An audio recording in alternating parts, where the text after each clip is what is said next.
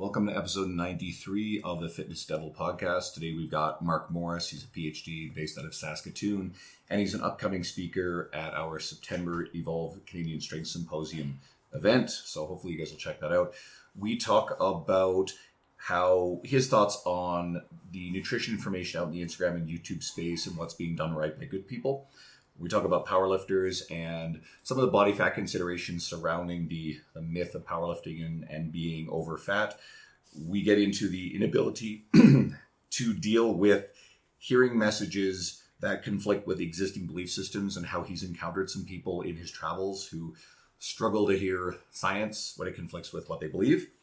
And we get into whether or not The Rock, Dwayne Johnson, is Canadian. So stick around. Shut up and sit down.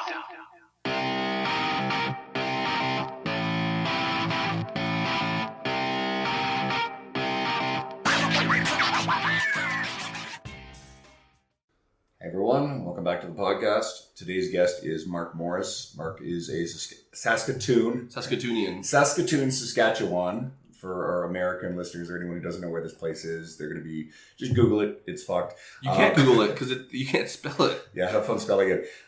So he's out of Saskatoon and he's a strength athlete, a coach, happens to have a PhD in nutrition. And he's also part of our presenter lineup for September at our conference here in Edmonton. We'll tell you more about that. So welcome, Marc.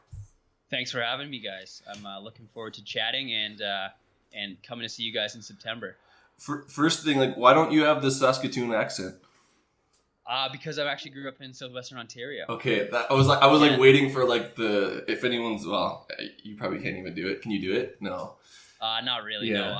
I play hockey with quite a few different rec leagues, and the guys there, it's strong accents, and it's this is the heartland, right? The way they talk is just. Well, it's different. For anyone who's listening from America, it's if you hear any of the hockey players talk anywhere, just take that, and that's the whole language in Saskatchewan. You don't sound like you're from the show Letterkenny either, for anyone who's familiar with that. So, it's pretty close to that for sure. Get it together. Yeah.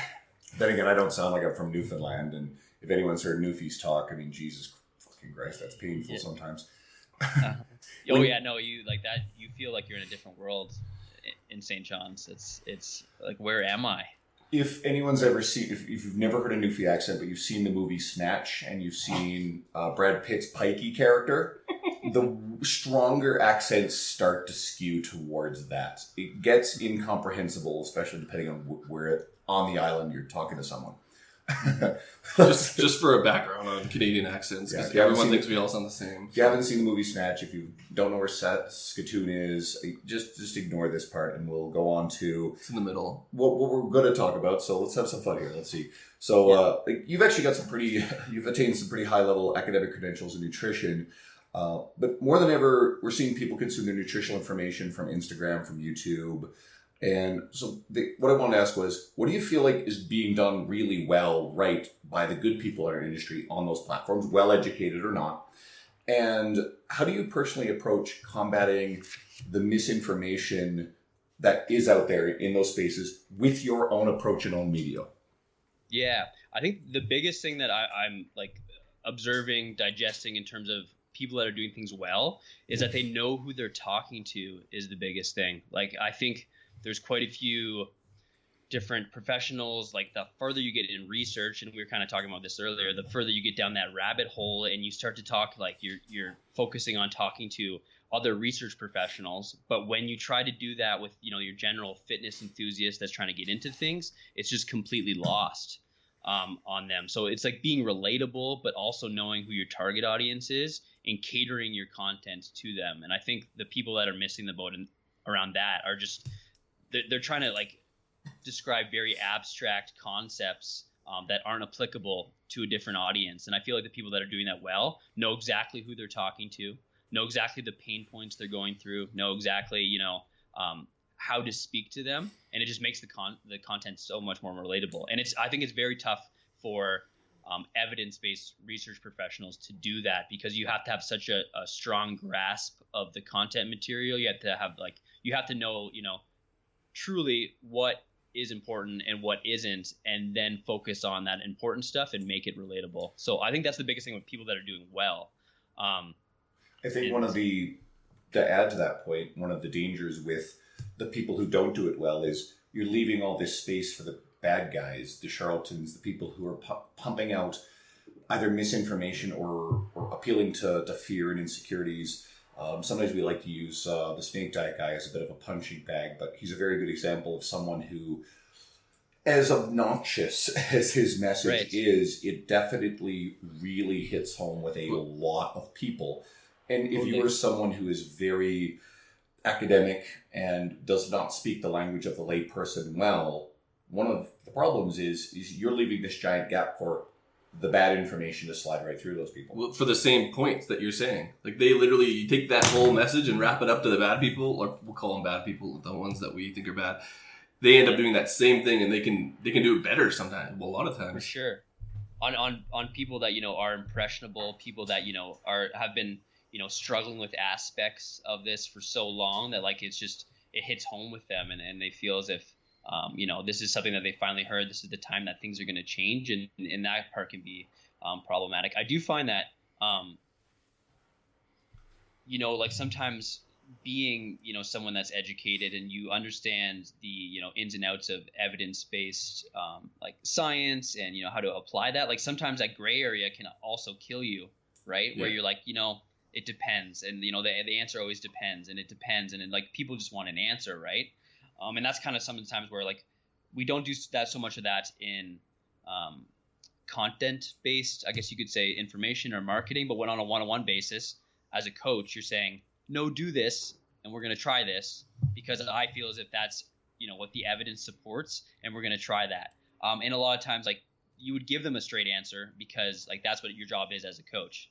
We could go into, like, the 5 to 10 minute dialogue around, like, different nuances of different things, but, like, people want a straight answer, and a lot of times, right? And sometimes too much information is going to entirely just paralyze them, right? And impede them from acting on, some of the things that will actually make them make progress. So it's a fine balance between, being nuanced enough, but also giving people straight answers and knowing who you're talking to. I've noticed this recently on social media in our world, that it's become trendy to kind of shit on the "it depends" answer in the context of not then further elaborating, like you said, and giving people specific info. If we're talking in general terms to large populations, then yeah, sure, the research which deals in means and averages, that stuff tends to apply. But as you just said, when we deal with individuals, you really do have to find the solution unique to that person. But then, like, even if we, like, look at a lot of the stuff that gets fucking lit up, a lot of that is one end of the spectrum of the "it depends" answer. It just happens to be the post. You know what I mean? So, like, usually we're like, oh, this doesn't support this, but sometimes in the context it does, and then that shows up, and then they get jumped on. So it really, it does depend, but it's... Yeah. But then people also like to make shit up to argue about the fitness industry, about the shit that's completely meaningless. But that's the problem. You don't know if that's their intention behind it with a lot of their posts. Like, you have no idea if it's well informed or not. And sometimes it can come off as, I'm shitting on this because, that is... Like, I think one of the greatest examples of this is, like, branched-chain amino acid supplementation and stuff, right? Like, it's a polarizing concept because we have the supplement industry that is making some good money off of it. We also have the evidence-based community that has shown in various, sources that within an optimal protein intake, it's not necessary. But at the same time, like, I like, in terms of how I view evidence-based stuff, you got to say, is it effective is the first thing. And then the other point, probably more importantly, is it safe? And if it isn't necessarily effective, but isn't putting someone at harm, I would like to err on the side of, like, do it, but I'm gonna counsel you to that it's probably not going to work. But if that allows you to live a healthier life, then by all means go for it. And sometimes it does. Like, some people get, like, I have a lot of nutrition clients too, and it's like, I got this blue lemonade or whatever the fuck, BCAA, and, like, it's like so awesome, and I'm going to do it. And I'm not going to crush their dreams because, like, they're still going to get 20 grams of protein after they have, like, their 3 servings or whatever. Right. And I'm like, just track it. Like, you know what? Great. Because I don't want to, like, dump on the fact that they're excited about it. Totally. And if you, like, I guess, I mean, not everything's always for the right reasons, but if you are going to spend $200 in a supplement store, and that's going to allow you to get to the gym, and it's going to like allow you to stick to some of those bigger picture concepts, and by all means go for it. But the research community and the evidence-based community, it can just be so like harsh, and I don't think they necessarily intend to be, right? That's very nice. They're like the most harsh. I think of anyone, they are the most harsh.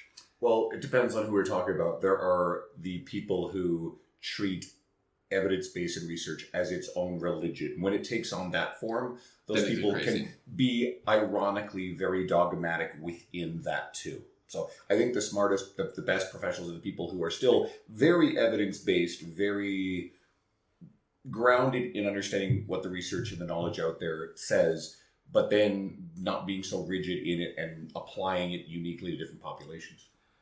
Absolutely. And I think actually, like, I think some of the best practitioners just are able to do that, right? And that's where, like, even in medicine, you'll see a lot of times there's going to be clinician practitioners and, you know, research practitioners that, you know, also do the research, but also, you know, practice. And those are some of the most interesting people to be around because they kind of understand both worlds. And I think we see that actually quite a bit in powerlifting between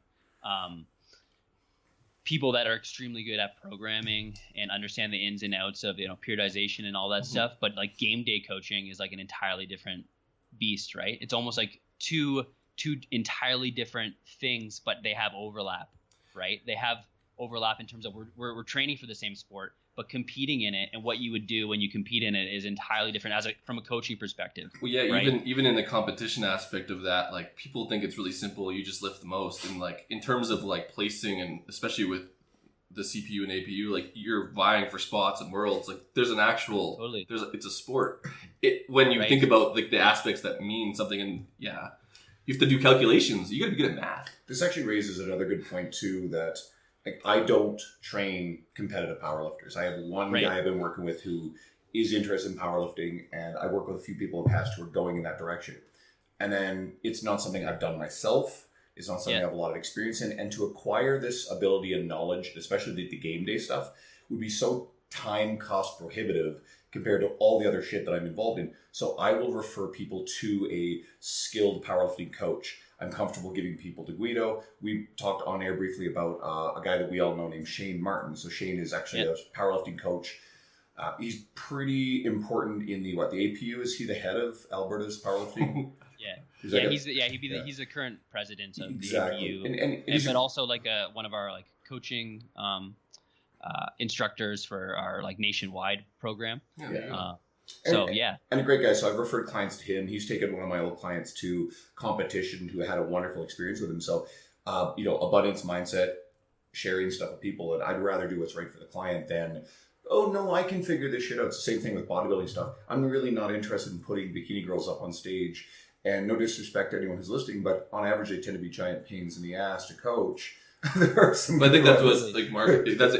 Like we get into that powerlifting realm, but like you said, like that whole aspect matters. Yeah. Like the experience matters for even when we talk about information being put on the platforms, like because you can tell the people who know or don't know. Like there's a big difference. For sure. And I feel like, and that's not to say that like if you aren't there yet, you shouldn't be sharing those things, because you very much, you should. And there's no other way to get better at, you know, your communication strategies and stuff than to try it and to do it and to get better and improve. But at the same time, like you got to know where your strengths are. And I think you say it's for the client, in the best interest of the client, but it's also in the best interest of you, right? Mm-hmm. It's the best interest of your time. Like you can't be everything to everyone. And that's a very tough lesson to learn, and it takes a lot of time, because I think when you start out your career, you know, financially you want to, you know, build things out and take on as much work as you can. You want to learn quite a bit, and you kind of have to go through some of those things to learn, you know, what you're truly good at and what excites you, because a lot of times this stuff can, you know, you're doing something that doesn't excite you and it just drags on and it's awful, right? But I think it benefits both parties, because I mean, there's so much stuff you can do to waste your time, projects and stuff that, just consume so much of your time, and it takes you away from the stuff that, like, we do this as a livelihood, right? You gotta be able to, focus on what was actually truly benefiting you, but also what's benefiting the client. And I mean, not to say you should just focus on what's benefiting you, because if you focus on helping people, that's going to help your business too. But it's definitely one of those things where you gotta, It's funny. I'm a big reader of books. Anyone who's listening to podcasts kind of picks up on that, and usually talk about the end. But I just finished. It's a reread. A book called The One Thing, and now I'm reading a book that's very popular called The Go Giver. And it's almost like you hit on both points. And I'll summarize really quickly. First of all, is narrowing down and focusing on the one thing, or just a few things in your life that's going to advance your career, be good for your like personal family life, is a really key thing. Instead of saying yes to all of this shit. Right? That's really just paraphrasing what you said. And then the Go Giver's book is really about just being of service to other people, and that you're going to go farther and you'll have a better career yourself if you're actually thinking about what's best for the other people around. So right. But that's those are definitely two books I think I'll check out. But like it's delicate balance though, right? It's one of those things where it's tough to like serve others when you're so stretched and not able to do that. And it's just a delicate balance. So those almost seem like two opposing things, but also two important things. If you could truly serve your narrowed down focus and be valuable, like you're obviously going to go far, but it takes a while to also get there, right? And I think you said it best, is you have to know where to channel your energy to narrow it down, to serve, to have the greatest impact. And I think that's actually a key part of it. It doesn't mean saying yes to every person in your world who, like, people ask you shit. Guess what? They can fucking do this crap themselves, and they're just trying to pass it off, and they're just making you busier. And if you're someone who needs everybody's approval and therefore doesn't know how to say no to people, well, you're only going to hurt yourself in the long run. And you're actually not doing the other person any favors by having them rely upon you. If you can get really, really good at saying no to all this other sort of stuff, people will value your time, which gives you the time to scale and do things. You think about anyone who is in our world, many of our guests have applied their time and effort into creating books. So you look at someone like, let's use Sohee Lee, for example. She's been on a couple times. She's a friend of ours. Sohee recently released a beginner, I know I can't get the name right, but it's a beginner's women's weightlifting guide, and it is an awesome resource. So if Sohee just spent her time always answering the same questions over and over and over in her DMs, she would never have been able to create this product that could actually help a lot more people. So he's got a big following. So she puts out social media content about nutrition, about moderation, about mindset stuff. And she's helping hundreds of thousands of people because she's been able to scale and brand herself versus just that one person in front of her all the time. But when that one person is a coaching client or someone that she's working directly with, she also crushes that too. So I guess that's sort of a further explanation of what we're talking about. Yeah, no, absolutely. That's a really good example of that. And it's just, I think in everyone's career, like you kind of have to go through that struggle at first to figure out, where to best, serve your time. Because there's a lot of people that like content producers, right, will be doing the complete opposite of that, right? I don't think they're constantly answering questions per se, but they're getting engagement and feeding off of just sharing information as opposed to the one-on-one stuff. And I think there's like quite a few examples that I feel like those people really can't foster those one-on-one relationships, but they don't really need to, right? Whereas like I think I've found through time that like I'm best served to deal with those one-on-one relationships and then work within them, as opposed to putting out content. Like put out a bit of content, but like that's my bread and butter. I want to work with people one-on-one. That's what drives me, right? And that's the essence of what I do as well. So it's not to say that good coaches can't really dial down and make a major impact on a smaller number of people. I like how we're talking about like how do you put good shit on social media, and then we're like, you gotta find yourself, and like it just went down the rabbit hole of like Go Giver. No, absolutely. Yeah, no. But it's true. It all does tie in. Like I think that the people who know their themselves a little bit more can put out content that's not a fucking shotgun approach. And it's usually better because you're more well versed in it. But we need to talk about what you're well versed in, like nutrition shit and powerlifting. Yeah. But so we actually wanted to dive in this. This is cliche, but powerlifters often get a bad rap for using powerlifting as an excuse to be overfat. Will be nice. Is this changing? And what do you say to people to take their nutrition and body composition seriously for strike performance, especially in powerlifting? It's absolutely changing, and I think it's for a bunch of different reasons. Really, I think obviously the sport of powerlifting has grown exponentially, but I think we're finally at the point where people aren't using it as a strength and conditioning method to supplement their other sports. We're starting to see the actual athletes become more involved in the sport of powerlifting. And therefore, we're seeing people that are more interested in nutrition and have a background in like taking care of themselves also being involved in the sport. So like that's kind of grown. But also like I think there's just like culturally, we would have had like 15 years ago, it would have been, you know, people that aren't necessarily good at other sports competing in powerlifting because this is their niche cult type thing. Yeah. And that obviously doesn't bring out a lot of athletic body types. So like culturally, it was just like a entirely different place. And I just remember some of my first nationals being like, who are these people, right? It's just, yeah, kind of thing. But it's really, really grown and changed. And I think people are starting to see that, you know, there are, you know, it's different than just, you know, watching, you know, West Side Barbell videos and getting as big as possible. And specifically like in the IPF, CPU, like APU realms where you still need to be an athlete. You need to be an athlete to train. Because like in order to get stronger at a certain point, we're handling quite a bit of volume, quite a bit of like, you know, actual training workload, which is going to require you to take care of your nutrition to get it past a, you know, an intermediate level.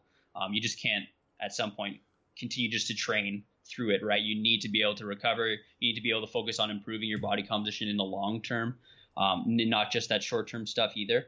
But I mean, like, so there's a serious work volume. There's like a serious emphasis on like weight classes and maximizing things within your weight class. And I mean, like 10 years ago, we had no resources to point people in the right direction. Like a lot of this stuff, specifically, I've focused a lot of time around like weight cutting stuff.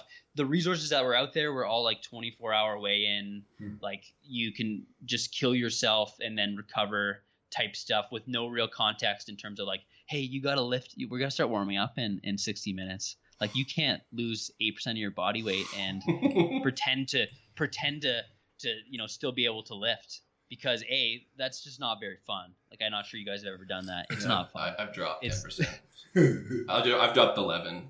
It was bad, but right? I was a 24-hour weigh-in, like not even an hour. Yeah, so I'm lucky. It takes a lot of like it's not fun anymore. No. And it's different when you're like competing at a high level and there's things that you need to do. But like for the most part, like it's just. Want to do this stuff as like a hobby, which should be fun. But so, I mean, like it's definitely like culturally it's changing. We have much better resources, but generally people are like seeing that, yes, mass moves mass, but quality body composition also allows you to be a better power lifter. So people are focusing on changing their body composition for, you know, the better. And I mean, that part really, it makes me happy because for like the longest time, you'd see people just eat at all costs, completely blow up their body composition, and then you know not be able to like and just really really negatively impact their health. So that's definitely something that's changing. It's almost like the offensive lineman that retires from like collegiate athletics and goes like one way or the other. They go one way or the other. Yeah. They either drop like 150 pounds and are a shadow of their former selves, or they just don't know how to take care of themselves. I think a lot of times, like we were just seeing in powerlifting, just the one scenario where people would either, you know, continue to gain weight because they felt as if that's what they needed to do to get quote unquote stronger. But also they would stop doing it. And sometimes they would just drop a bunch of weight. Right. And it's like, well, as you age, you work so hard for that muscle, right? Like there's strategies that we can use to actually improve your health, like past that point, to retain some of the muscle that you have and become a better version of yourself, right? And that just doesn't happen all the time.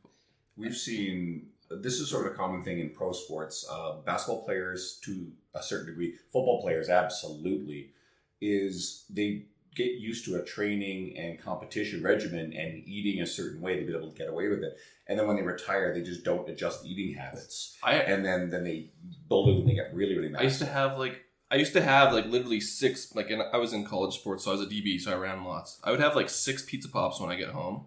Like I'm like 18, 19 years old. And then like a liter of chocolate milk. Because like, they're like, that's what you were told to do, like get more food in. And like, I didn't gain a pound. Like I probably lost weight. And then afterwards I had to actually, like, I think RP was my first resource. Like at the Renaissance that I was like, oh, you can actually, there's like protein and shit. And like, I'm a college athlete. Like we didn't even get taught that. Yeah. So there wasn't even resources. That would have been 10 years ago. There wasn't even resources 10 years ago that the coaches knew to give other people. So little on like powerlifters in a hobby, you know what I mean? Yeah. And I feel like at the same time, the dietetics community that probably like should have been serving you for whatever reason just maybe wasn't relatable. No. Right. And like you would just the message of like eat whatever you want, you need to eat, you need to get more calories in at all costs just overshadowed any other like sensible information. Well, and you don't see it nowadays. Like we talked about social media, but like now it would be impossible not to know that it's out there. If you're like on social media and like you have an interest in football or powerlifting, like you'll see people talk about it. Back then, like I think YouTube was just coming out. Like I'm not that old, but like in 2006 and 2007, like stuff wasn't popping in your face. There wasn't hashtags for flexible diet. Like at some point, someone's gonna see hashtag flexible diet or hashtag whatever the fuck cupcakes, and they'll be, oh, what's that? And you can't not know. You can choose after that, but like even like you said, there's absolutely nothing out there back then. No, or even smart people. There was smart people, but they're in the woodworks. Yeah, absolutely. So yeah, culturally it's changed. Evidence supporting, changing your body composition has changed quite a bit, and like it's definitely something that I welcomed from both like a personal level of just like seeing what I feel as if is better, but also business wise, right? People are focusing on it better and more effectively, and that's been able to. I've been lucky enough to be able to work with them, right? So that part's been good. You see it even with like the lower weight classes. Because you used to be the top end guys would always push those heavyweight categories, and now you're seeing like the middle. And I'm talking from outside of, but even IBF, and all that shit, like the 200s and like everyone that's lighter weight is getting so strong because they're not fat anymore. Like for real. Completely. Yep. No, absolutely. And I think we're starting to see. I think generally the thing about powerlifting that's weird is that I'm hoping to be able to like kind of just observe it. Is that like it isn't something that typically like people, I think we're starting to see people actually like aspire and have like role models in the sport. It wasn't something like I'm waiting to see like, if the next generation of people that had, are having kids, are their kids going to get involved once they're sub juniors, and are they going to want to be powerlifters? I'm not sure that's a thing. Like I really don't know if that's a thing. It'll be interesting to see, but we're starting to see people, people want to be like Brett Gibbs. People want to be like Russell in the same weight class there. Like they're seeing these like people and like they want to aspire towards it. Like the Bryce Krawchuk's of the world. They're like seeing that like there's like finally some like role models that like aren't just the heavyweights. Well, right? a lot of the outcasts, because those are pretty like they're getting more popular and they're getting bigger and they're looking like people that they want to become. So like before you'd have to go to West Side. Like you either have to be on drugs, you have to have tattoos on your fucking neck, or like you have to be like 270 pounds. Like now they're seeing it as more attainable because before, like even because IPF was pretty like low key back then, it was all the geared sections. It was the only thing that was in front of people was like the hardcore metalheads and everything. Now that may happen. We'll see. I still don't think it's as sexy as like football and baseball and basketball. Like you guys get like pummeled. Like it's true though. And CrossFit fucked powerlifting. It helped powerlifting in the sense that people are doing more powerlifts, but CrossFit like literally took that everyone. Yeah. No, I hear you. It's weird who they kind of like CrossFit HQ kind of gravitated towards too in terms of their informational resources. Like for the longest time it was like West Side and stuff, which I mean just isn't like, not to say they're not athletes, but they're just so they're different. So like one plane, like monolith squatting, like how does that apply to like moving, right? And not to say like the walkout in a squat applies a lot of athletic ability or like requires you to do that, but it does definitely add a different dimension to it, right? Like where you got to have like some balance and coordination and stuff. It's not just like a glorified leg press, right? Which is kind of weird that they get gravitated towards that, but that's, I think it was, I wonder if it was because of their racks. I think that's how it started. The relationship was that they built their first rack was Louis. They brought Louis in. Like, we need someone to help us with the squat rack. What does that look like? And it was whatever, the 3x3 or 2x2. Andrew, you don't know any of this? I don't know much about this stuff at all. I wish we talked about donuts. Because like that was like the biggest. I want to say like 3 years ago was like you can. Like, that was like the flexible And dieting. that's cliche bullshit too about powerlifters. That still pops up. Do you think that that's like we go back to this, but like, do you think that it's an excuse, or do you just think that that's kind of how the culture got surrounded by it? Like, it's tough to say, obviously, without context, but there was a lot of that like shit eating going on for a while, at least around training. You know what I mean? Like they would say it fuels their training, or we can train hard and thus we can feed ourselves and pump ourselves full of carbs. Like, what's your thought on that? I just think that was probably like the downside of flexible dieting and people taking advantage of it. Like the pendulum always swings so far the other way. It was like for like the longest time, like you were essentially eating like powerlifters were probably eating like high protein, high everything else style, of diet. And then they realized that, carbohydrates aren't necessarily evil and they're not going to make me fat.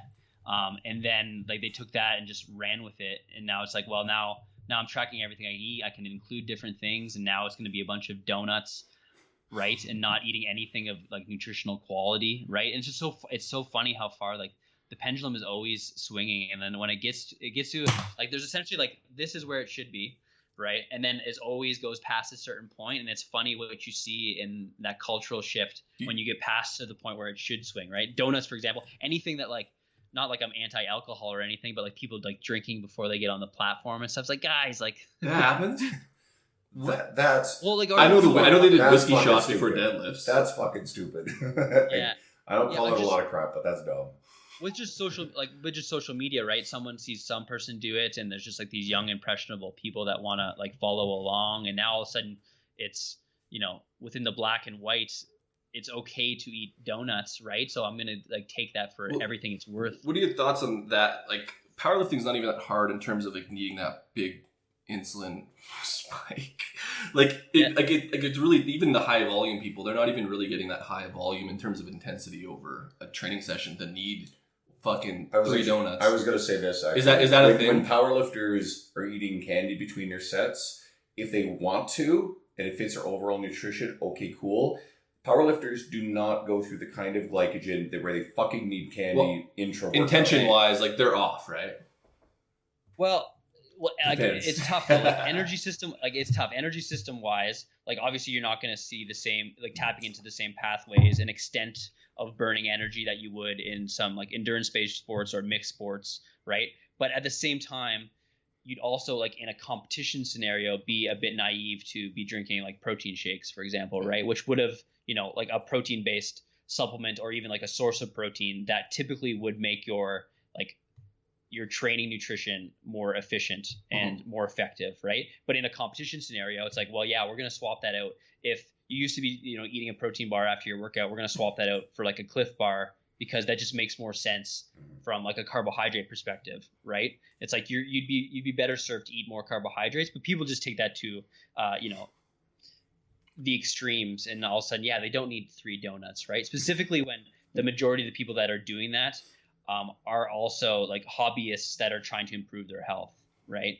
It's like I actually like that context, because like it's not that we're saying all powerlifters are hobbyists, but like sometimes like getting healthier might be better in the terms of where you're at in the sport. I'll take that into another place that ties this all together too. Yeah. One of the things I've always appreciated about powerlifting is it is really accessible to obese populations and populations that otherwise don't have a history of athletics. So I want to be really careful to say that we're not saying negative things about the people who are, quote, obese or whatever metric you want to call it. Yeah. It's a great sport that, generally speaking, in most aspects of it, is, I hate this fucking word, but it's true, inclusive. Because it's just thrown around. It's like soccer, man. You just it allows a lot of people who otherwise don't have the opportunity to do a lot of athletic stuff. It allows them to participate within, to be included, be accepted, and that is a good way that they're making a major positive step with their health. And sure, if they're not making the nutritional changes early on, but they're getting stronger, there's positive things happening in their bodies, they're getting healthier, and it might be a great gateway to let someone who is coming from a place that's not necessarily that healthy from a theoretical standpoint, and maybe get them there. So I like that's Carl how do a Mark. lot for That's that. how Mark makes his money. There's all this misinformation out. They like get into it and they're like, I want to take this seriously, and then Mark's like, well, you gotta change this, and this. No, totally. Well, it's just, and it's a positive feedback loop, right? Yeah. They see something that they can invest some effort into and be good at, and then therefore they start to see some success, like regardless of what they're doing with their nutrition, and they want to take other aspects of it more seriously, and that part's really good. And even just practically too, like it's probably one of the first examples that they see that, like everyone's going to weigh in. Everyone's going to do this. This is just a number. This is just something that like is just part of the sport, right? We just need that number to actually put you into the spreadsheet, right? So it's one of those things where like that in itself was probably something that was so daunting, right? Seeing a number that's been so like vilified, right? Like this needs to be a certain thing. It's like, that's just a number. Like, yeah, it's done. Like, let's move on. Well, and this brings Right? up a good point. Like, so I don't know. I think this was on your Facebook, but during a presentation, you included the point that calories matter. And an attendee paced around the back and became upset because you spread a message that obviously countered what they believed. And we're kind of seeing more of this with the inability to deal with hearing messages and ideals that conflict with their existing beliefs. Do you have any thoughts on this phenomenon and how to navigate it as a fitness professional? Because that's essentially what we're talking about, is like that, Right. that difference. Yeah, well, that is a funny presentation. It was on campus here at the University of Saskatchewan. It was like during like kind of like a health week series or something like that. And I wanted to talk about the impact nutrition has on our body composition, like really just like theoretical, straightforward stuff. And I was actually, campuses right now are kind of like like leaning towards more like, I don't know, like political issues and stuff, and like changing your body composition in general right now is kind of like a contested topic, right? We're seeing the health at every size movement, intuitive eating and stuff, which I'm happy that we're getting some light shed on those things, because I think it is important. I think it's giving people some options and stuff, and that's good. I was expecting to get some flack on that side of things, but I had this like Gary Tobes like supporter in the back that just like good carbs bad, like good calories bad calories, like insulin is the devil, insulin is what's like ruining, and like he literally was pacing at the back of the room. Like this was in a lecture style theater where like everyone was sitting. Like he was actually like probably logged like 3,000 steps just pacing back and forth, right? So like I don't know, just kind of like set the mood in terms of what I was talking about. So this guy, like, and it was so funny because like during the presentation I was saying, well, if you guys have any questions that are going to impede you learning, feel free to ask them right now. But outside of that, You asked that? That's the best. Yeah, let's leave them till the end, and then we'll like kind of have like just like a Q&A period kind of thing, right? But I mean, I don't want anyone to think like if I talk about some aspect of it and they get way lost, like let's pump the brakes and talk about that then. But like he like raised his hand as he's walking back and forth, and it was like, I don't want to be that guy. And I was like, as soon as you say that, like, you're definitely that guy. And yeah, it's just like, it was so funny because you could actually hear it come out of his mouth. And he's like, well, I don't believe any of what you're saying is true. Like, you're just telling me that I can eat whatever I want and I'll lose weight. And I was like, well, like in its truest sense, there's some aspect of that is true. Yeah. And I think what is funny is that like people don't understand like the concepts that allow people to make changes in their body composition are not a lot different than a financial budget, right? And there's principles in place that allow you to do that, but that doesn't mean that it's not very hard to manipulate that. That doesn't mean that you have to be, like checking off some boxes to ensure that's happening, but they take it so like just so personally, right? And the thing about the scientific method is that there is absolutely zero room for belief, right? There's zero room for your personal bias. That's not to say there isn't, because there always is, right? And we always introduce that. But in its truest sense, like there's no room for that kind of stuff. Like there's what you believe has no place in science, because we've kind of, we've distilled that all out. That's all. That should be all gone, right? In terms of none of this stuff is like an exact science, but we're getting to the point where we have some fundamental things, and that doesn't mean it's not tough to manipulate. And that's like when I talk about calorie balance, it's like, yes, calories in, calories out is the absolute fundamental model, and that doesn't mean that things don't change on either side, and that doesn't mean that if you are a single parent, it's not going to be very hard for you to find the time to focus on your nutrition and get nutritious food in your home. That doesn't change any of that stuff, but we still have a fundamental model here. Still right? fucking true. I'm sorry. Yeah, no, and it's like it doesn't. Like, I get that you're taking it personally, but yeah, we've shown in some like high level evidence that insulin isn't the end all be all of fat storage. It isn't like calories do matter. There are going to be things at play like hormonally. Again, that's the thing with hormones, right? In the context of body composition, they're going to affect what happens on either side, but the balance still is at play here, right? The balance. Did you light them up? Did you really like listen, man? Like, there's a lot of factors. If you have more muscle and you're bigger, it fucking doesn't matter as much. Like, relax. Oh, you know what? Yeah, no, I said we are. I said me and the body of scientific knowledge are going to have to respectfully disagree, and I get that. Like me and science. Yeah, and it's funny. Like, actually, have you guys seen some of like the most recent debates between like some of like the evidence based community and like the low carb people? Like Joe Rogan's podcast with Stephen Guyanet and versus Gary Tobes. I haven't seen it. I read the review of that one because I didn't want to listen. Here ultimately is kind of what happened. Like the evidence-based people, like, oh yeah, Stefan won. Like he presented the evidence, but a lot of the laymen who heard it felt like Tobes won because he's a storyteller. Tobes is he's an idiot. He's charismatic and. Guyanet had a sort of an arrogance and a condescension in the way that he spoke, which can be a bit off-putting. I've read his book, The Hungry Brain, one of the best nutrition books that exists in our industry. If you want to know more, fucking go read it. It's great. And he's a brilliant dude, but there were some people that felt that just, I suppose, the contempt almost with which he spoke at Tubbs didn't resonate with everybody, and that didn't help him win the audience, which is the ultimate goal, like to actually convince people. And you're making a logical argument to people who are thinking emotionally about their nutrition. You're not going to push any buttons with them. You're not going to change your minds. Right. And then here's what's interesting is that, like, again, we're going back to evidence-based practice being, is it effective? Is it safe?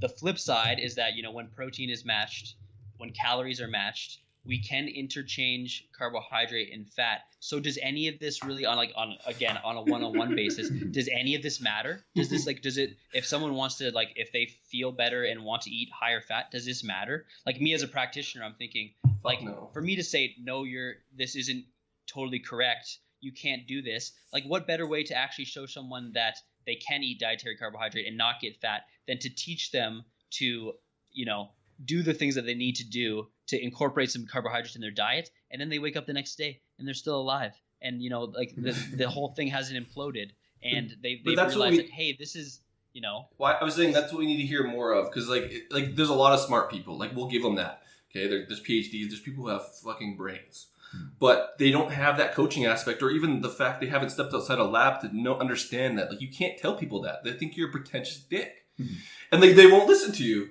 Like, and that's kind of where the popularity, when this ties it all back to the beginning of social media and platforms, like the people who are better storytellers win.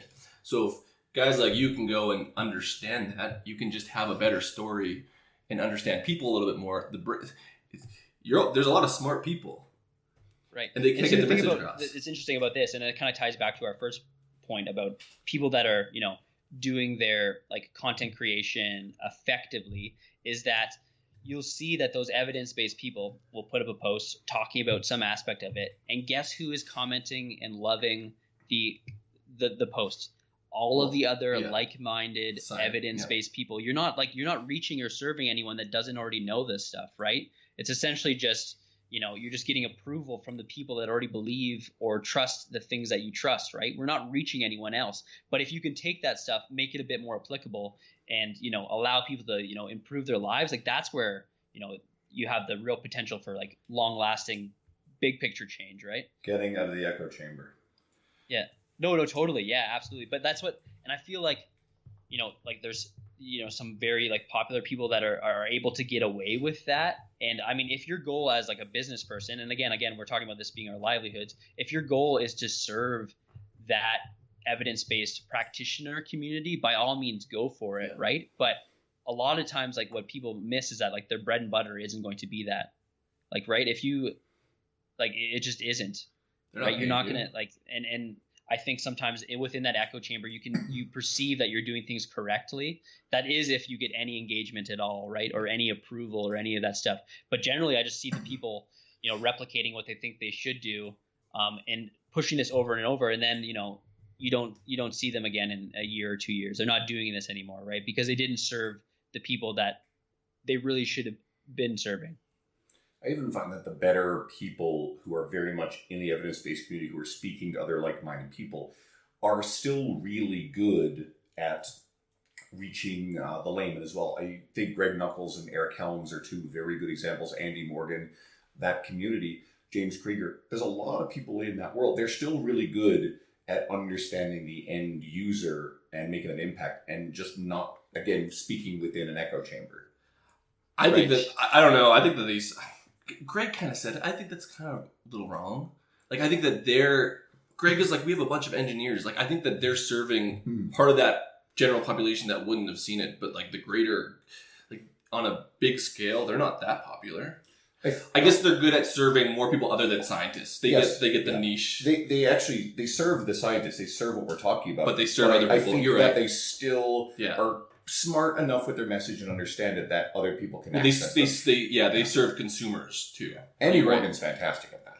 Yeah. Well, you know what is probably one of the commonalities between all those people is that they've been able to apply some sort of context. Like the hierarchies, for example, are something that allows people to visualize, what is most important and what is least important, and apply that to, right? When we used to like 10 years ago in review articles in scientific literature, it's a wall of text, right? Yeah. We start with, what's most important. Here are the variables, and here's the research to support it. It doesn't say anything, even in texts, right? It doesn't say anything about like, this is where you need to focus the majority of your time on. This is where you need to focus like your efforts, and this is what's going to allow you to make progress, right? Which is what the lay community needs, right? So it comes down to triangles. You basically said it. Everyone who's big has a fucking triangle. RP, Eric Helms, Greg, even in powerlifting communities. If you look at not Renaissance, Juggernaut, it's always a fucking triangle. Muscle and strength pyramids. Eric Helms. Picture books. Yeah. Well, communication. that stuff didn't exist before, right? It's almost like before what we had was like in terms of the dogma and potential content and things that you could do, like let's say variables, it was a checklist, right? It wasn't a hierarchy. It was like, these are all the things that you can do. Let's check them off. And if you check them all off, you're doing things right. It wasn't like, here are the things that you need to be doing. Make sure you check them. Everything else is just bonus, right? I agree. Yeah. It's kind of like we come all full circle, because like that really is coaching. Like, and that's communication at its like finest. At distilled, you're taking information and making it simple so other people can understand, which is coaching. Because if you tell them the complicated shit right off the beginning, most people aren't going to do that, except for if you like that. So let's actually take that. So coaching is at the heart of the next question we had. So bear with me, guys. I'm going to read a quote from Marc. And so you recently wrote this quote: "Unlike other types of sales, coaching isn't a standalone product. Clients aren't cars. They are human beings that need guidance and nurturing. Count and display your sales however you want. Just know that you can't count your chickens until you've spent some time with your eggs." So, end quote. So this sounds like trainers' work doesn't end at the sale, which a lot of people I think do believe. It begins there. Would you expand upon this? Yeah, I think like adding a bit of context to that, like I think the biggest thing we're seeing in health and fitness, and I'm sure you guys have noticed it, is that we're just getting these influx of like business coaches, which I think That's not for a podcast. But for the most part, I think it actually has been. I think it's served the community like somewhat well. Like I think a lot of times, a lot of trainers just like, they don't need to sell. They don't know how to sell themselves. They can't break out of like the gym model in terms of personal training and what I perceive of it. And you guys are much more involved than I am. I've only done a little bit of it. Is that like, a gym takes a huge cut. You're there because of like the gym is going to give you these clients, but we're seeing this huge boost in like niche based centers that, you know, are a little bit more trainer friendly and can allow you to take a bigger cut. But that the onus is on that you bring clients in, right? You bring clients in that you are going to be serving them. So you got to kind of sell yourself, right? So for the most part, we're seeing these business coaches and they're everywhere, right? Yeah. It's all of a sudden, I don't know if it's the logarithm in our social media and stuff, but like I see so much of it now that like I can't help it. And I guess the context around that is that a lot of times when they're helping their clients, they're displaying the results of what they're doing in a dollars and cents way. And the most interesting thing is that they do it, and this is like what fundamentally is wrong in it. They display it as my client made X amount of dollars in 7 days, No. right? Or in 3 days. Like my client just made $20,000 in 3 days. And I'm thinking in my head, like, first of all, like, I want to do that. So like, how is this possible? Like, what are they doing? Right? Like I would love that. Who wouldn't love that? Right? That's like financial freedom that allow you to do whatever. This is great. You investigate a little further. They're selling 3 6-month programs and counting what the fulfillment would have been over that period of time within that 3-day window. Right? Yeah. So they're selling like a high ticket sales item that, you know, like maybe it's going to be a $3,000 a month program, counting it over the 3 months of $9,000, and my client just made $9,000 in 2 days, right? Well, and they times that by the year to say they make 6 figures. Right. So and I get like we're getting like a bit away from the original point. That's but okay. The thing is, let's go. No, the thing is that is a dramatic. There's a huge issue in terms of how you start to view your fulfillment with the client. Yeah. Right? That's the fundamental issue here, is that people start to think that like I just did all that and now I'm a good salesperson. I'm living the life, when really you still need to deliver on that $3,000 worth high premium coaching package for 3 months, right? And that is the part that is extremely important. That's what's going to allow your business to grow, because regardless of what we do online and stuff, this is very much still a referral based business. I will like. There's no getting around that. But yeah, I think it's just changed the focus to like, how can I create all this number of sales? But the people that you're working with and serving aren't a standalone product. You're not, like, in a lot of these cases, you're not selling an ebook. This is someone's life, right? This is someone like you need to deliver on what you promised and make sure like it just doesn't stop then. So that is something that's been bothering me for a while, because fundamentally it just is everything that I'm against. Right? It's just that your relationship actually starts there. And I don't know what. So I saw these people all, you know, writing out these passages and quotes like this, and actually in the fundamental level, like treating their accounting like that. And I'm thinking like, you got to go like spread that out over, you know, 3 months. Tell me what you made in 3 months, because that's actually what happened. Yeah. Right? That's actually what is occurring. Right? So like you can't actually track it like that, purely like even in an accounting basis, because you didn't make that in that. Like, yes, the transaction happened, but the transaction is a relationship that happens over months, right? So I guess that's adding a little bit of context to that specific quote. Well, and it's that whole idea of an overnight success isn't overnight. Like, that's, if they're good at coaching or good at their job, that was 5, 6, 7 years of work to get that, to then deliver that on the other end of it. Because the other end of that is people like the we'll call them business coaches, but yeah, you can get this high ticket sale, blah, blah, blah, blah, blah, to anyone. You just start being a trainer. And it's like, well, no, you still have to deliver it. So you still have to actually be good enough to give said product. You can sell it. And then you're saying they can deliver it over that month it's not done. But what about the people who literally can't even deliver what they fucking sold because they literally aren't good? Like, and that's where we don't know, because honestly, we see the story and then that's the one-off. And then we don't see any of the other ones. We just see everyone who sold their first month, high ticket 6-figure sales, but we don't see them, hey, what do they look like 6 months or 3 months or a year down the road? And we're left with these disgruntled ex-clients that Absolutely. that, you know, have had a bad experience, that like they could have actually made some positive change in their lives, but now aren't going to, because they're so upset at what, you know, they were given, right?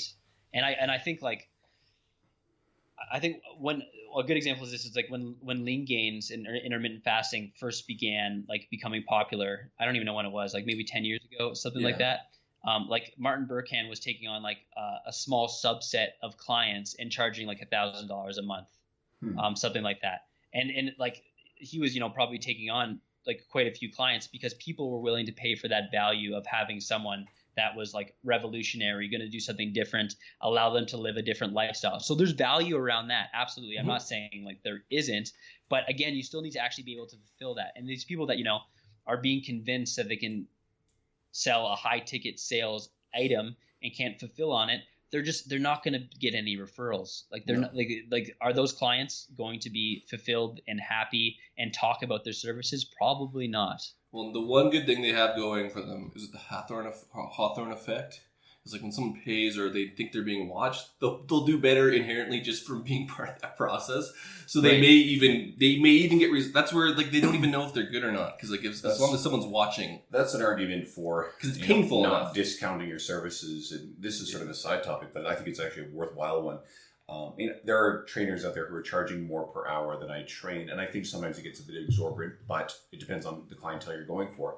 But then when you see trainers who this is a big pet peeve of mine, who let's say they charge $70 an hour, but then they turn around every once in a while and they offer a sale for $55 an hour. And to me, that's like saying, hey guys, visualize this. Like I'm putting my hand way up high saying, I am saying that I'm charging this, but then now I'm lowering my hand, but I'm really telling you that I'm worth this when you discount yourself. And I just don't believe in offering sales on your hourly rate as a trainer. And furthermore, I don't believe in giving discounts to new clients when a long-standing existing client has happily paid your main rate, your top rate, for years because they see that value in you. And I think that's really disrespectful to the people who've been supporting you for a long time. So just as a side thought to trainers who listen to this, guys, stop fucking offering sales and discounting your services and have some goddamn confidence in your ability. But don't be so confident that you can sell $1,000 a month. Which is also ridiculous.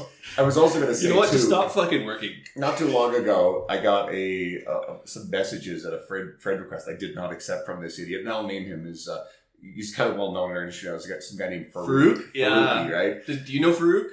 I think I've Yeah. So come across Farouk's work. I put up a post of all these messages he sent me, and it was a script, and I sort of playfully engaged him. I'm like, man, this sounds really scripted. And then next you know, there's this bot sequence message. So obviously it was a bot. I'm taking him. And so I posted it up, and people were like, well, who is it? Because I blurted out, and finally I said who it was.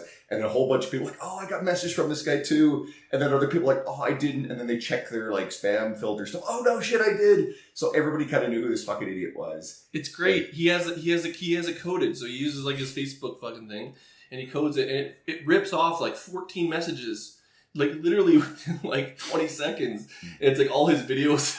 His business coaching clients, and just like he's an example of the bad way. I get a lot of Facebook friend requests, which it's I so don't awesome accept from. Oh, I help trainers, blah blah blah. You know, get six-figure stuff. But I see this crap.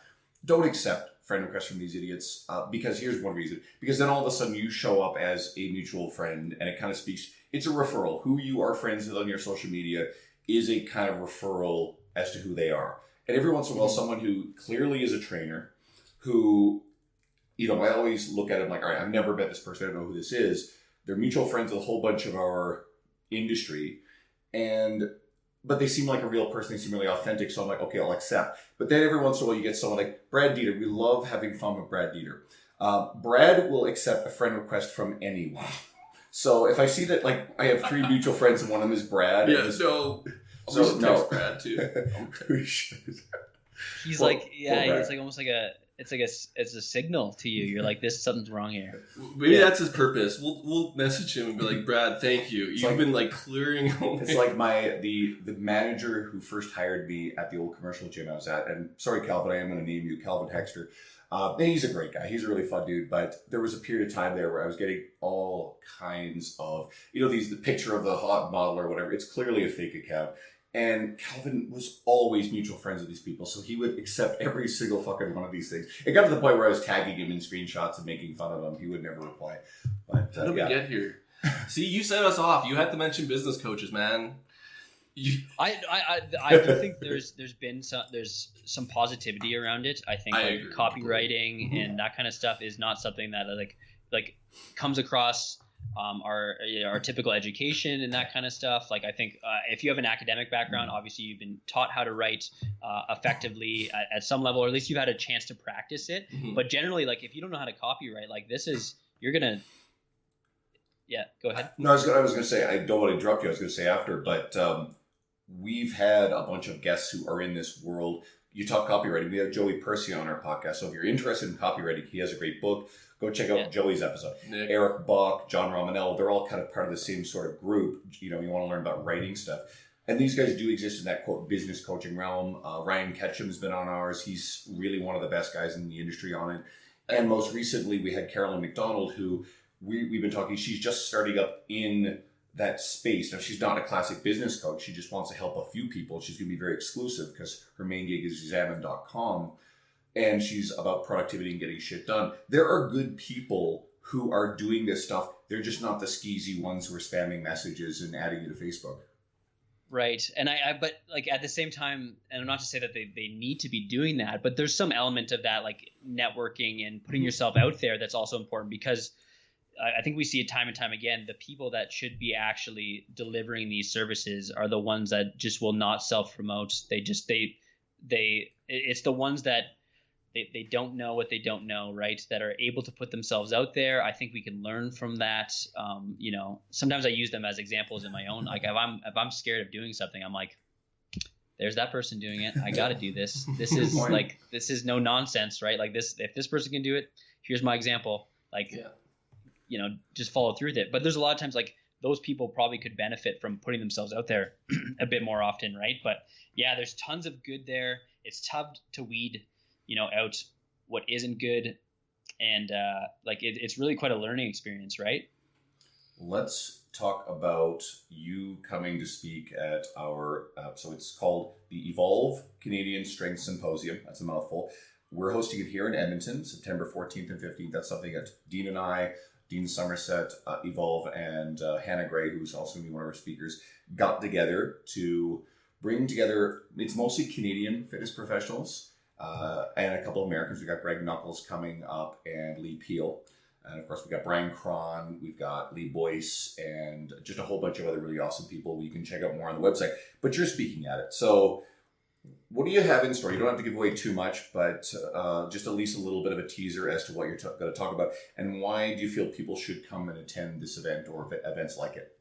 Well, we talked earlier about like niching down a little bit. The premise of the talk is going to be my practice around 2-hour weigh-ins and what we do to manipulate our nutrition to make weight certifications. But I think anyone that has any general interest in nutrition and how it impacts our body composition, both in the short term and long term, is going to want to come because we're going to really hammer out some big picture concepts around that. So it's going to be applicable to everyone. But in terms of my experience around weight certifications, I think I've helped like maybe I've had like 300 successful weight certifications with clients, which when we started to talk about like niche 2-hour weigh-in sports, like it's quite a few, right? And within that, I've had clients that I've done like 10 meets with now, that kind of thing. What I had found in my experience with competing in powerlifting and both like trying to find some information out there is that we didn't have any good resources around 2-hour weigh-ins for the longest time. There's been some crop up in like the last 2 or 3 years, but past that, it was all 24-hour weigh-ins.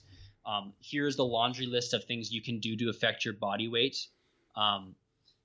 You should do them all. And what I had seen like for the longest time was that like there's no context there, right? People in a 2-hour weigh-in would come in feeling completely flat and terrible, but also like 3-4% under their weight class, right? So there was no context in terms of if you're this high, like if you're in this part in relation to your weight class, this is what you should do to get there. There's a hierarchy in terms of here is a variable that is going to have the least impact on your performance. You should use that then. And then as you get further away, these are the things that are going to become more impactful on your performance. You're going to need to do it to get there, but that's just the nature of the beast kind of thing, right? So that's what I mean in terms of the resource of the one ebook I wrote, Way of the Weigh-In, that kind of outlines that process. But this is going to be a 1-hour snapshot of everything that goes on within that.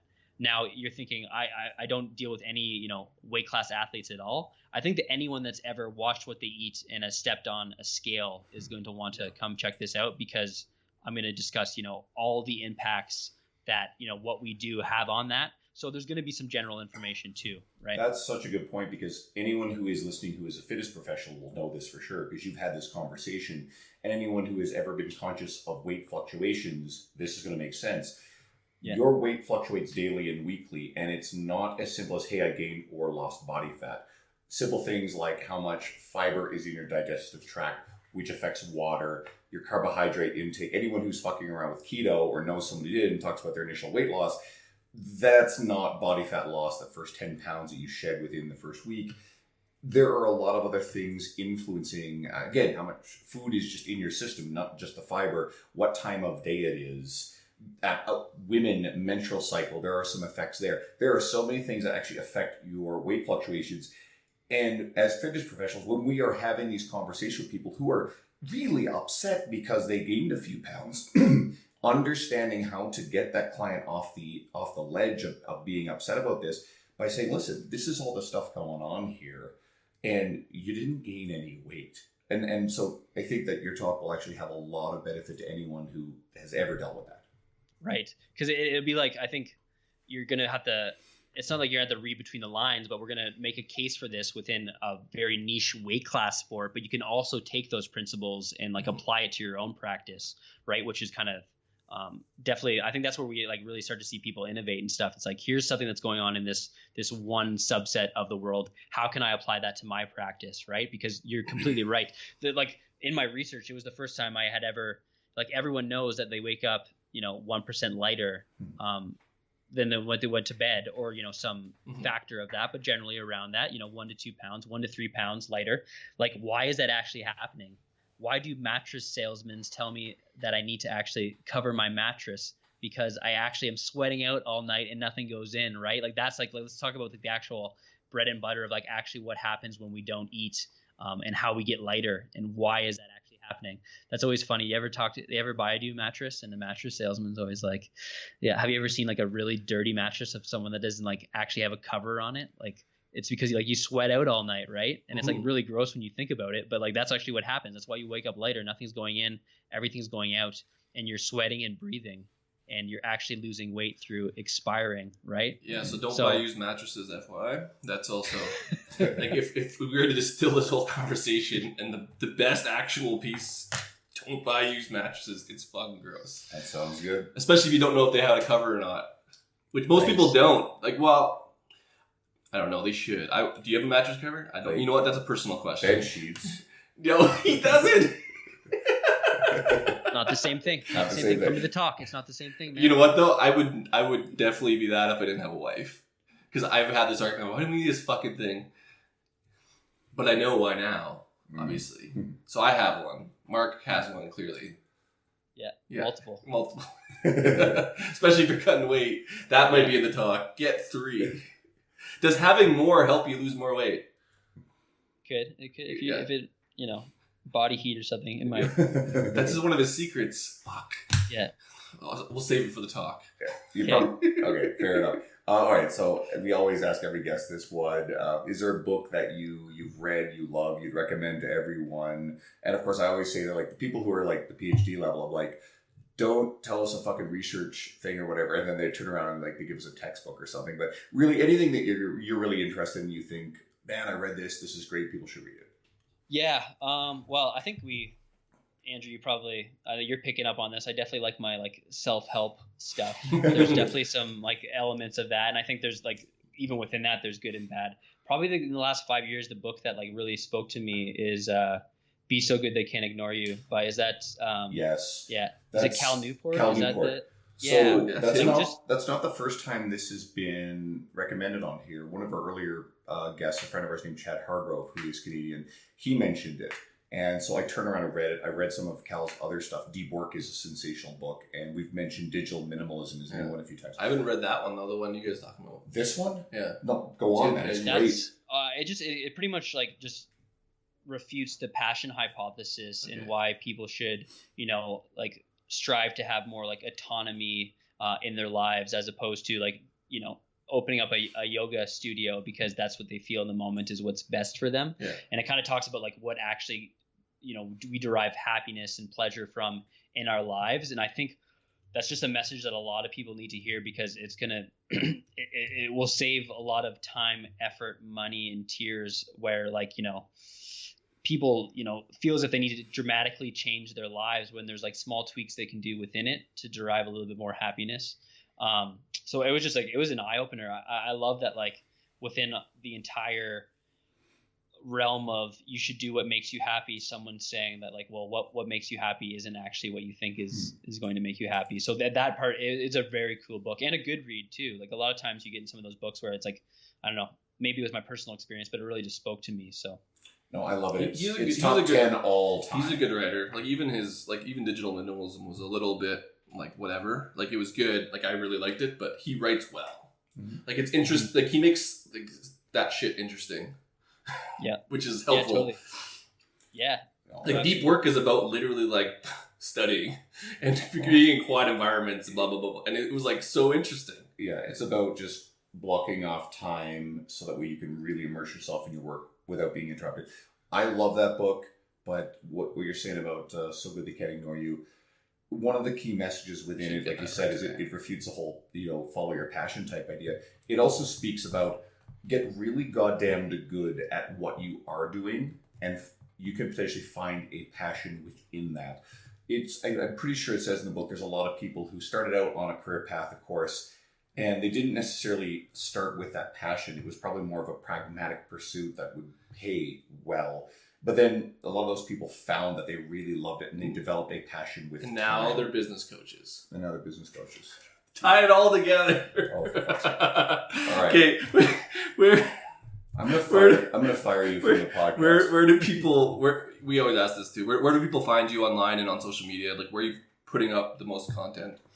Like probably my Instagram at Marc MARCW Morris is that handle. I put out quite a bit on that. Other than that, if you want to speak with me directly, marc@polyhealth.ca is the best place to reach me. I kind of live and die by my inbox, so Facebook just gets lost in the shuffle, right? So that's probably the best place to contact me, and those are probably the two things I'm most active within. Yeah, that's the gist. What day is he presenting on? It's day 2? I can't Saturday. remember. I think so. Okay, I haven't memorized it. Yeah, so. we put it on the event. We don't even fucking know. Saturday. I'm pretty good with my calendar. I think it's Saturday at 4:00. Okay. Yeah, you're right. I know it's 4:00. And you can, if you don't want to do the 2-day, you can also just do the 1 day. And the early bird special is up till the end of August, middle of August. It's up to 1 month out, so it's the middle of August. Yeah. So guys, we're really passionate about this event. We're not doing this because let's do it. We thought, hey, there's an opportunity here. I travel to the U.S. Several times a year, and I mean sometimes that's like $2,500, $3,000 to go to one of these things. Right. And especially if you're in Edmonton, I mean, Christ, you're going to pay 1/10 of even that. Toontown. But if you're in the Calgary area or Saskatchewan or BC or whatever, it's really not very hard to get in here. We've got actually a former guest of ours, Alberto Alvarez. He's flying in from Spain to see his friend Carolyn McDonald present. So he wants to come in and hang out. And we've got friends coming up from the US. We've got people coming in from BC. And it's in Canadian dollars, which is helpful. And it's in Canadian dollars. Because even for Canada, if we go to US, everything's like, oh, you're like, oh, it's only like $500. Like, oh no, it's $700. No. And if we do a really great job, but this is attendance is good, well, then we're going to turn into an annual thing. And we've had some pretty big name people. So again, we can't promise that it'll plausibly work out this year, but Christian Thibodeau saw it, and we're going to have Christian, if scheduling works out, he's scheduled soon. We're going to have him on the podcast really soon. Christian's a pretty big industry legend, and he's Canadian. He's from Quebec. Mm-hmm. And he said, your lineup looks amazing. If I'm available, is there any way I can get in on this? So we can't promise that he'll be part of this year, but we're going to make a priority to, if again scheduling works out, we should have him as a guest next year as part of this. And Christian's a really cool guy. So yeah, absolutely. I think that's like one of the probably a lot of us around this age would have gotten our start and interest with a lot of the stuff that he wrote. Agreed. I remember having just a big book of T-Nation articles printed out in a binder, right? I was I'm a sucker for hard copies, so I remember just like It's hole almost punching all those things. It's almost nostalgic at this point. Like we've had, if anyone's listening, we've had a few Teen Nation people on, and it's like, oh yeah, I used to read your stuff. Now you're on a podcast, and it was just, it's just kind of cool. Teen Nation's had a stable list of writers. Well, we've probably had 25 guests or whatever. We've had a couple of the editors. I mean, fuck, that led to me getting asked to write for them. So now I'm writing for Teen Nation, which is just a dream and unbelievable. But yeah, it's one of the best resources. But especially when I first started training, it was one of my go-tos. I would sit down every single morning in front of the computer and read the newest article. And Totally. I think I may have said this on the air before, but I learned overhead press mechanics from a Martin Rooney video article, which is really famous. And eventually, he's doing something in a gym he's not allowed to do. It's a forbidden exercise. Eventually, the police come and arrest him and pull him out because he's doing overhead. Yeah, it's actually a really good video. It's a good article. It's funny. And Martin's a cool dude. That's awesome. Yeah, I think like just talking a little bit about my start, it was kind of interesting.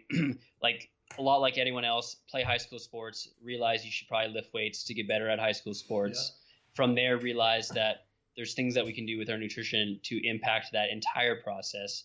Realize there's people like John Berardi out there that, you know, are talking about these things. And then that led me to like consume all of his stuff on Teen Nation and get more involved.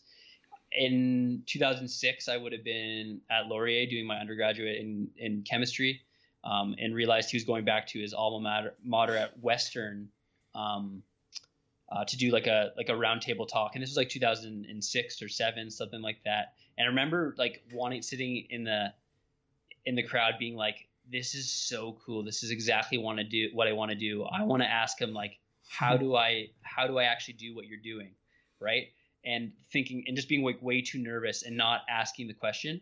Someone else's mom asked the question being like, my son is really interested in this stuff. How do you do that? And he was like, well, like you just gotta stay in school forever and do this stuff. And I remember at that moment seeing his credentials being like PhD, CSCS. If I have any chance at any of these things, this is probably a pretty good start. And then I just did it. I actually just did it. I just followed through with doing that. And I don't know, I'm like, you know, on my way to doing similar things. So and Berardi cool. is Canadian. So, you know, Marc, maybe, you know, because Berardi's what? He's got to be approaching 50. He's been around the industry a long time. I think he's not, I don't know if he's a citizen. I don't know if he's actually Canadian. He's been in Canada for a longest time. I think he's actually originally American. Okay, because that would I think Brian Cron is originally American, but he's in Canada now too. But I mean, I don't know what the CBC rules. I'm not sure if it's. The way we look at it is if they've been living here a while. Our buddy Louis Guardi, you know, like we just didn't have a fucking spot for him. But we were talking about bringing Louis here. Louis in Canada. Louis Guardi is probably like actually like so Canadian, and we're just like he's not real. It's like we don't even know Dwayne Johnson, right? Like people talk about how he's Canadian. I'm pretty sure he's a Canadian citizen. He wasn't born here, I don't think. Right. Who is? Dwayne Johnson is like Canadian. The Rock. Yeah, The Rock is Canadian. Didn't he grow up in fucking Hawaii? That's just it. Like, I don't know where he physically was definitely born, Hawaiian. But he does have Canadian citizenship, if I'm not mistaken. Really? Yep. So maybe get like Kiefer Sutherland. This is you know what this is. Kiefer's a good example. We talk about evidence based. This is like how all the bullshit gets spread. It's like I think this is No, we've literally just like made up a bunch of stuff. The Rock has ties to Canada 100%. I just don't know the technical exactness of it. So. Yeah, exactly. Well, I definitely, in that vein, someone that I just saw is on the speaker circuit, which I'm excited about because I've kind of watched him just entirely blow up, is Jeff Nippard for sure. So that would be, I saw that, I forget what conference it is, but he's talking on like scientific communication. And I think that would be really interesting because obviously he's speaking to a larger audience right now, a very impressionable audience, and doing a fantastic job of it. So we're gonna end on Andrew looking up Google. Let's see. Just give us the answer so we can end this. Let's see. So Dwayne "The Rock" Johnson, he hails from the Great White North. Well, kind of. His father is Nova Scotia-born wrestler Rocky Johnson, which makes him at the very least half Canadian. So there it is. Yep. He's Hawaiian and a Newfie. That's he's not a Newfie. That was Nova Scotia. Same thing. So now, speaking of Newfies, Nippard, who you mentioned, actually is from Newfoundland. Like I am. I've never met Nippard. We didn't cross paths back then, but Nippard is a brilliant guy. He's well respected in the evidence-based community, and a great example of someone who really speaks to the end user. So yeah, if you want to see more good nutrition stuff, for you everyday people. Go check out some of Nippert's stuff. He's had a couple of podcasts over the years, does a really good job on YouTube. So he's someone who's on sort of my list of eventual guests that we'd like to get. I don't think Nippert will be too hard to get. Berardi would be great. Berardi rarely does podcasts, so Berardi's kind of that like dream aspirational guest. If we get him on, we'll tell him that you idolized him. I think he's got the letters. He's fine. He's got the letters. Yeah. Yeah. Cool. Okay, we're gonna end this. Stick around. Yeah, thanks for having us. Thanks, guys. Like always, shit, bubbling this. Guys, seriously, if you haven't yet been following Marc's stuff, if you're one of our regular listeners who's kind of discovering from the first time, check him out. Give him a chance. He is going to be a speaker, like we said. We had 10 people we could choose from out of hundreds in the industry we know, and we didn't choose people haphazardly. So go see what he's doing, and you might actually learn some cool shit or see something new, and hopefully you'll support the people that we believe in and we're supporting. And thanks for tuning in. Thanks for having me, guys. Shut up and sit down.